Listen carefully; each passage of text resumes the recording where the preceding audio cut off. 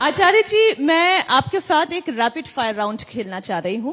ये हमारा प्रयास है इस रैपिड फायर के जरिए जितने भी सवाल हैं उसे हम इंक्लूड कर लें, और लेकिन जवाब थोड़ा क्रिस्प होना चाहिए, त्वरित होना चाहिए। शुरू करें।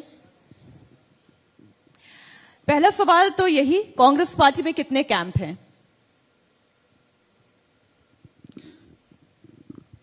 कैंप नहीं है, गैंग है। क्या राहुल कैंप और प्रियंका कैंप में खींचतान है? प्रियंका गांधी जी का कोई कैंप नहीं है। वो तो एक सामान्य कार्यकर्ता की तरह बेचारी पार्टी लाइन पे चलती है। उनका कोई कैंप नहीं है। राहुल गांधी के कैंप में कौन कौन है?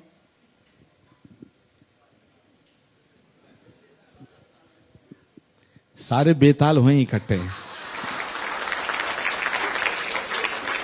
अब सोचो राहुल गांधी जी का हशर क्या होना चाहिए। पार्टी कौन चला रहा है? कांग्रेस पार्टी कौन चला रहा है? राहुल गांधी के कुछ नौकर।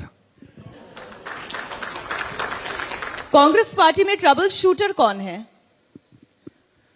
ट्रबल शूटर हुआ कोई है ही नहीं, सारे ट्रबल्स हैं। समस्याएं ही समस्याएं हैं। अहमद पटेल की कमी, अहमद पटेल जैसे नेताओं की कमी क्या खलती है कांग्रेस पार्टी को? बिल्कुल, अहमद पटेल एक बहुत अच्छे इंसान थे और अच्छे नेता थे। उनकी कमी खलना स्वाभाविक है। लेकिन मीनाक्षी, कांग्रेस बड़े नेताओं की पार्टी हुआ करती थी। आज कांग्रेस नेताओं की बजाय राहुल जी के नौकरों की पार्टी हो गई है। मैं ये क्वेश्चन लिख के नहीं लाई थी, लेकिन आपने इतनी बार बेताल बोला। ये बेताल कौन कौन है? बेताल 25 भी जरा समझ लें। कांग्रेस दफ्तर चले जाओ, एक आध को छोड़ के सारे कमरों में बेताल ही बैठे हुए हैं। सोनिया गांधी की पार्टी में कितनी राजनीतिक शय है? मुझे लगता है सोनिया जी पे टिप्पणी करना मुनासिब नहीं है। कांग्रेस पार्टी में गाइड की भूमिका में कौन है? सारे मिसगाइड हैं। सोनिया गांधी की लीडरशिप ज्यादा बेहतर थी या राहुल गांधी की?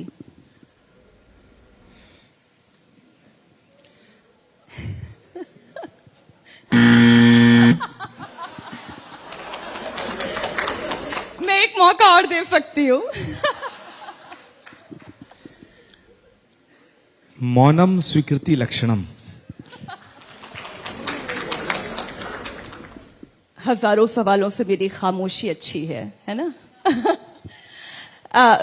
अच्छा, ठीक है। तो राहुल गांधी की लीडरशिप बेटर है या प्रियंका गांधी?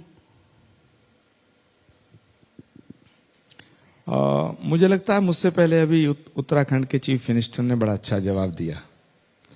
जब उनसे सवाल किया गया तो उन्होंने कहा दोनों बहन भाई हैं, तो और दोनों में बहुत प्रेम है। खड़गे एज अ पार्टी प्रेसिडेंट आप 10 में से कितनी रैंकिंग देंगे?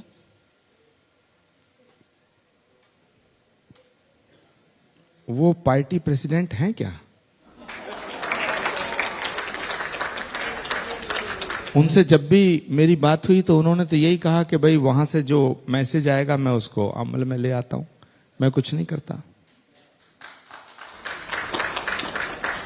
राहुल गांधी को एक इंसान के तौर पर आप 10 में से कितनी मार्किंग करते हैं? एक इंसान के तौर पर 10 में से 10। और राहुल गांधी को एक नेता के तौर पर?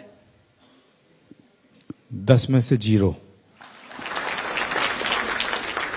आचार्य प्रमोद कृष्णम जी, आप बीजेपी कब ज्वाइन कर रहे हैं?